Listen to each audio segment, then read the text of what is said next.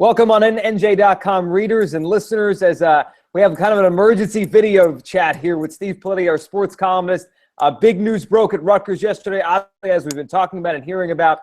Steve, the head coach of Rutgers football, Kyle Flood, suspended for 3 games. Finally, we get a little bit of closure, for now at least, on the investigation that's been going on. Also fined $50,000. We'll get into all of the different levels and layers of this. But, Steve, your initial reaction after we heard and the reports first came from us about the investigation starting, your reaction to Rutgers and the discipline they handed down on Wednesday.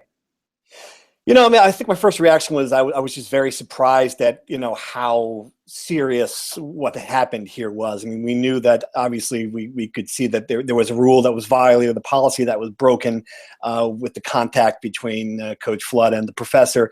The lengths he went to kind of conceal what he was doing, to have a meeting even after he was told not to. There are a lot of things in there that I was very surprised about. And while I agree that there had to be action taken, and a lot of people thought a 3-game suspension was very severe. My initial reaction was, okay, this was a fireable offense, and I just wonder if they were not just putting off the inevitable, if that suspending him and having this thing happen to the team now, the distraction, and already a fragile situation given what else is going on with the program. If this is just something now that we're going to be waiting for him to come back, and then at the end of the season, we're going to have the same result that we could have had now, which is looking for a new coach. So that was my first reaction. And, certainly, as you said, there are a lot of layers to this thing that we're still sorting out. So let's start at the beginning. Let's start at what we found out yesterday. And that was kind of the details of what Kyle Flood did here. Because when it first came out, it was kind of vague as to what he did, what he was trying to do, and was he just trying to help? It almost felt like maybe this isn't that bad. And a lot of Rutgers fans were saying that. But then, and you were tweeting about this yesterday as we all read the report there, and then President Barchi and his statement, the details of what happened here and really what Flood did. And in a way, I mean, the word that came to my mind was egregious, because he was basically told at every stop, well, you should stop doing this. And he went to different levels. I think the word you used in your column was he almost went rogue here to try to, get the status quo changed with Barnwell and his academic status. Right. Yeah. And I think there were people who believed in Kyle, I thought all along, well, either A, he didn't know the rule, which in some, as they pointed out in the report, is not an excuse, but still the possible he didn't know the rule, or maybe the contact was of such an innocent nature, like, hey, how's Nadir doing? Is there anything we can do? Just a very innocent nature. But, the line in the email that just blew me away was that, I'm using this on my personal account and can't be vetted. And then to have the meeting in Princeton and the details about the fact that he wasn't wearing Rutgers insignia, so he wouldn't be picked out by people walking by. I mean, there's so many things like that just were, just struck you as it's clearly this was not something that was an innocent act, and he was trying to get this kid eligible, and I think we see why. I mean, it wasn't a very deep position at cornerback to begin with. It certainly is less so now, and I think he realized he needed Barnwell on the field. So yeah, I mean that's absolutely good points. Now, Steve, when you think about what went down over the last month at Rutgers, a lot, and really most of it was negative. From the investigation we found out about what Rutgers was going to investigate this head coach for, and then all the off-the-field stuff with 6 of his players, either arrested, not kicked off the team. Carew, the latest one, and the ugly details of that has been coming out over the course of this day. Now, for me, and I know yesterday Barchi in that statement said that, the suspension here is for the investigation for the, what we're talking about right now. But in your mind, it's just hard for me to reconcile that everything going on with the program didn't play into the back of their minds a little bit here. Do you believe this? Do you believe that this was 100% for the academic issue with Barnwell here and had nothing to do with all the other stuff going on with this program right now? I can't say that 100%, but I feel pretty good at 90. I mean, I really do think they took this very seriously, and they should have taken it seriously, and they looked into it, and there was no hint of what was going on with everything else. I mean, look, they're still looking into everything else by all accounts. I mean, there's another investigation going on for what happened with the rearrested players. I think that certainly is another part of this now. We don't have resolution to any of that stuff. The Leonte Carew thing to me was just, of all the people in the program and all the things that could happen to go wrong here, and this is a kid who stuck around didn't go to the NFL to happen, and for him to be arrested and for it to involve a female acquaintance, the way the latest reports are coming out, I mean, that was another bad thing. But I'm pretty sure that all this was in motion already with this report when it happened with Carew. Yeah, it certainly would feel like it. So, to your column that you wrote last evening and your take on all of this, and I think the point of your column is probably the question so many Rutgers supporters and fans are wondering right now. Why not just fire Kyle Flood? I mean, all of this is going on. The program is in disarray. They've become a national punchline. The 3-game suspension, while, maybe for the academic violation seems like it's a strong suspension for that, with everything else going on, do you think Rutgers here is just delaying the inevitable, or are they just trying to let this thing breathe and then make a real decision on Kyle Flood's future, I guess, after the season? I wish I had a good answer to that question. I don't. I mean, I think, some people mentioned perhaps they're worried about litigation if they try to fire him for cause now that could come back to in the lawsuit. That's certainly possible. I'm not going to be Roger Cossack here, pretend I can give you a legal analysis of that. That's one theory. And another one, maybe it gives them a chance to get their ducks in a row, so to speak, to find out, to get the buyout prepared, to sort of buys them time. I don't know. The other part of it, maybe they truly believe that this is the punishment, and we'll see what happens at the end of the season. If the team's sitting there 4-8, well, that's what, we know what's going to happen. There are a question I have, and it's a tough one to figure out.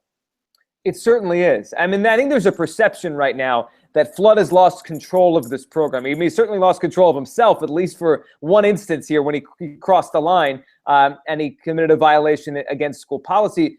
Your take on that? Has Kyle Flood lost this program? I mean, he's a guy here who replaced Greg Schiano, who that's a big name to replace at Rutgers. He put Rutgers on the map. Flood has taken over, and the success in the field's been all right. I mean, pretty good the last couple of years. They go to bowl games. But as far as this program right now, with everything going on, his own suspension, do you feel he still has this thing? I know some recruits supported him, and Toderick had a piece on our site about that. But just overall, do you think he still has this program? That was an important thing, to make no mistake. I mean, that the optics, if he started losing recruits, that would have been another domino. So that was a good development for him. I think he has in a lot of ways, and I think the problem is that if you were looking at who Kyle Flood is, okay, well, you're not going to look at him as this, brilliant strategist, or you're not going to look at him as Urban Meyer, or the guys he's facing. You just had this feeling, all right, here's a good guy, and I think this chisels a little bit of that off when you're violating policies knowingly and doing things wrong to a level that you get suspended for 3 games. I think that hurts his image. And I also think that, the other stuff swirling around speaks to a discipline problem. And I know I've heard from a lot of fans who are like, well, hey, players are arrested all the time. And that might be true, but it hasn't happened at Rutgers, certainly not at this level. And it hasn't happened in another that, I don't know if there's a stomach for that in Piscataway. There shouldn't be. This is not Auburn, where people can just go, oh, okay, we'll look the other way for that. This is Rutgers takes its academic reputation very seriously, and should. So I think when you see that other side of it, I think that hurts as well. So it's coming at him in multiple fronts, put it that way. It has. I'm glad you brought that up, because we think we've been hearing that and seeing that a lot, and that's a common defense here. This happens everywhere. This happens at every big-time school, and now Rutgers in the Big Ten. I guess 2-part question on this. Does that matter? And I think you maybe answer that a little bit. Does it matter that it happens elsewhere? And just because that's true, should that affect the way Rutgers goes about handling it? To me, every school has to handle their business their own way, the way they feel right. It doesn't matter to me if Ohio State has kids arrested, but I guess to fans, they say, look, we're trying to compete against other schools. Things happen. Right. Yes. And I do understand that the defense of, well, you can't hold them just accountable for the action of the kids. That to a certain degree is true. He can't be a babysitter 24/7. I've written that. Things are going to happen. These are young adults. I mean, I understand that, but I mean, a lot of the responses I received were there was this list of the players who were arrested at other programs. And well, look, Washington State's got 31. I don't think you can just throw a number out there and count and make it the image that you want to portray for the university, and circumstances are different. These are serious crimes. This is a home invasion some of these kids have been accused for, and campus assault. Very serious things that, I mean, an assault outside the football facility in Carew's case. I think that, yeah, that's, I don't think you can just look at a number and say it happens everywhere. I think Rutgers has to be looking at what's happening here. I think they do too, and that seems to be what they've done here. All right, a couple more questions, then we'll get to some questions from readers who are chiming in as we chat here, Steve. I guess what's next for Rutgers now? I mean, next 3 games on the field, which it's really become an afterthought. It's crazy. I was thinking about this morning. They're playing Penn State in Penn State Saturday. You go back to last year, how big that game was, how they almost pulled it out. This should be the story this week. It's unfortunately not, but on the field, Penn State, Kansas, Michigan State, I mean, is this the type of thing, and going back to last Saturday against Washington State to blow that game the way they did, is this the type of thing that just, could derail a season? The coach isn't there. I can't imagine what's going through the minds of the players inside that locker room this week. What now on the field for Rutgers? It almost feels like an afterthought, even though it shouldn't. Right. That's a great question. I'd be very interested to see how they respond. And to tell you the truth, I would be surprised if they didn't respond well. This is, a prideful group. They're playing for themselves, too. This is their college. They only get 4 years if they stay the entire time. So I think they're going to come out and play well. I would be surprised if they didn't. On the field, I'm curious how Chris Laviano, the quarterback, responds in front of 100,000 fans for the first time.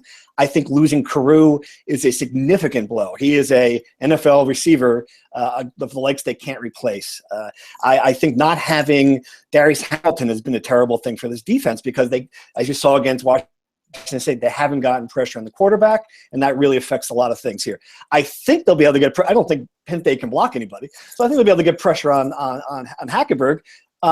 It's going to be a tough game for the win, but I think it's a very winnable game. The most important game of the season is because if you look at the schedule, there are four games that it could be very difficult to beat Ohio State, to beat Michigan State, to beat Wisconsin, to a lesser degree to beat Nebraska. So you have to start doing the math here. All right, how are you getting to 6 wins in the bowl game without Penn State? It's going to be a challenge. I think this is a game they have to win if they have any hopes of getting the postseason. I agree with that. And they gave away one last Saturday that would have been nice if they could have grabbed that and took a win there against Washington State. Let's get to some questions here. A couple email came in, and then on the body of this post that we're talking in here right now. Tommy Football 96 asked about the likelihood, if this is the end of Kyle Flood after this season, of Greg Schiano coming back and being the next coach, or again being the coach, I guess you could say, of Rutgers. I know you've written about this before. Everyone, if you've thought about the Rutgers coaching situation for 5 minutes, Schiano's name probably pops into your head. But the likelihood of that, if they did move on from Flood, it being Schiano once again. I'm going to put it at 14.2%. I like the specifics there. I don't think it's a very likely thing, and for a lot of reasons. I don't think that that Schiano would come back to work for Julie Hermann. I don't think that he wants to relive being the past.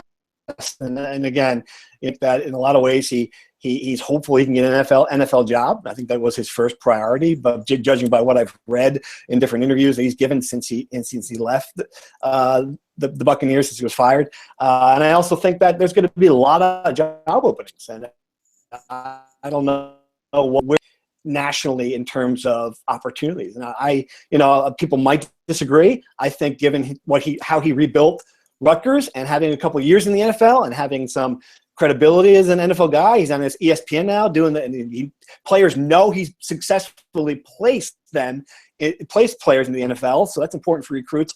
I think he'd be a very attractive candidate for a college job. So, I mean, that's the other part of this too. Can Greg Schiano get a better job? Great question, and we're going to find out. And I agree with you. There's probably going to be a lot of openings, a lot of opportunity for him somewhere to get a job, and maybe Rutgers will come calling as well. You brought up Julie Hermann and the situation, maybe Schiano not wanting to come back to that at Rutgers. Well, we had a question come in about Julie Hermann asking why, yesterday felt like the type of day in a Big Ten program when the coach is suspended for the athletic director to have a press conference and talk to people about it, talk to the media, answer questions. She didn't do that. We had a press release, and we had it on NJ.com, what she said in that press release. But your thoughts on that? I mean, I think the question is fair. Why not a press conference to talk about this? Because this is a pretty big deal. Right. Well, and I was sort of surprised when President Barchi was the one speaking on BTN last night talking about it. Now, I don't know that it's certainly possible that Julie Hermann can't legally do it. It's not her investigation. It's not her department.